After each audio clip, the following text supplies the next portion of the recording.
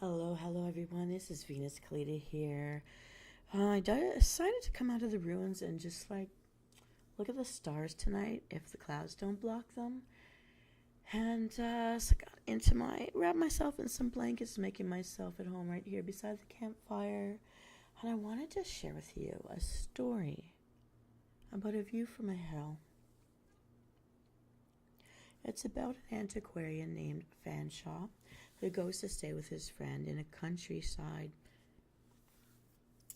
and it's a squire. Fanshawe borrows a pair of some old binoculars from his friend, and they go exploring together. Through these binoculars, Fanshawe can see into the past, revealing an old abbey and a church which were demolished centuries ago. It's like the ruins here. But looking through those binoculars, he also found a gallows where criminals were hung. Hello, bucko. How are you tonight? I'm doing something just a little different, viewers. I used to do a tucking in show where I would tell a story from the public domain every Friday night. Usually a ghost story or something related to something my followers would ask me about. Stories by the water, witches, all sorts of things. And usually I do a 3-part menu, Riddle Me Din Din, but this is earlier than I usually come online for that, so if I have time I'll do both in separate streams. So if you don't mind, you can just curl up in a blanket. If you've got a fireplace, join me, have a fire crackling or candle flame, I don't know, whatever's your thing. You could focus on my voice and close your eyes and fall asleep if you want. Some people like Siren Matan, when he's around, I'll just be white noise. I'm doing pretty good. How are you this evening? So I've just set up the premise for a story called A View from a Hill. It's actually quite a long story, and I'm just getting ready to read it, just to keep people company while they're tucking in tonight. All right. So here we are on a hill. I've got my grandfather's old binoculars from World War II. And this story is called A View from a Hill in the Public Domain, written by M.R. James. How pleasant it can be, alone in a first-class railway carriage, on the first day of a holiday that's to be fairly long, to dawdle through a bit of English country that's unfamiliar, stopping at every station. You have a map open on your knee, and you pick out the villages that lie to the right and left by their church towers. You marvel at the complete stillness that attends your stoppage at the stations, broken only by a footstep crunching the gravel. Yet perhaps that's the best experience after sundown. And the traveler I have in mind was making his leisurely progress on a sunny afternoon in the latter half of June. Hello, hello. Welcome into A View from the Hill.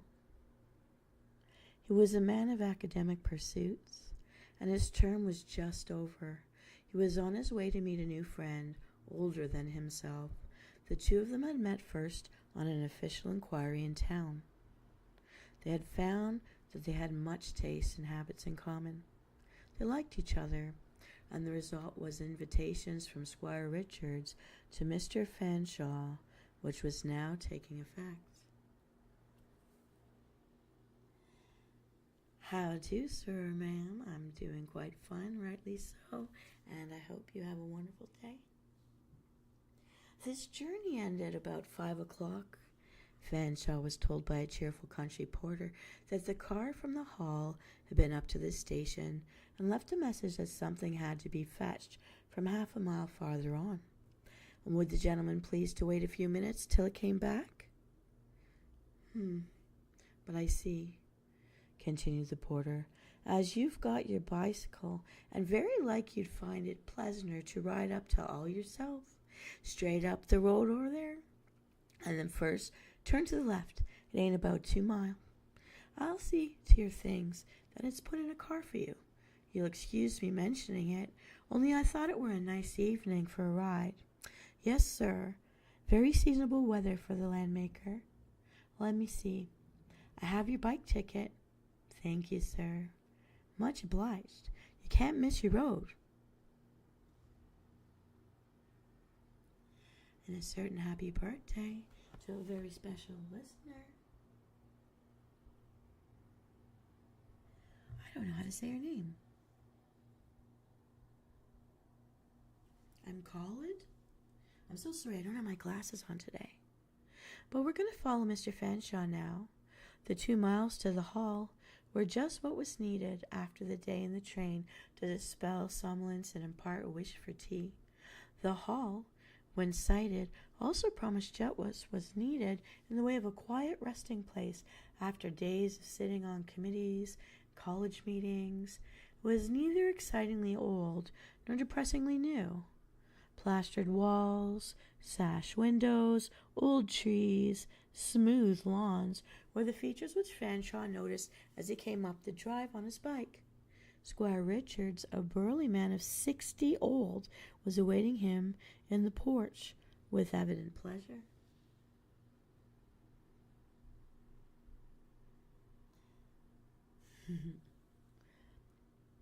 Tea first, he said, or would you like a longer drink? No. All right. Tea's ready in the garden. Come along. They'll put your machine away.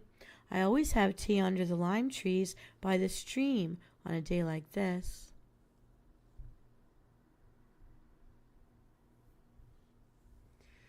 Nor could you ask for a better place. Midsummer afternoon, shade and scent of a vast lime tree, cool, swirling water within 5 yards. It was long before either of them suggested a move. But about 6, Mr. Richards sat up, knocked out his pipe, and says, "Not time for roadblocks. Look here, it's cool enough now to think of a stroll. If you're inclined." "All right. Then what I suggest is that we walk up the park and get on to the hillside, where we can look over the country. We'll have a map, and I'll show you where things are. And you can go off on your machine, or we can take the car, according as you want, exercise or not. If you're ready, we can start now and be back well before 8, taking it very easy."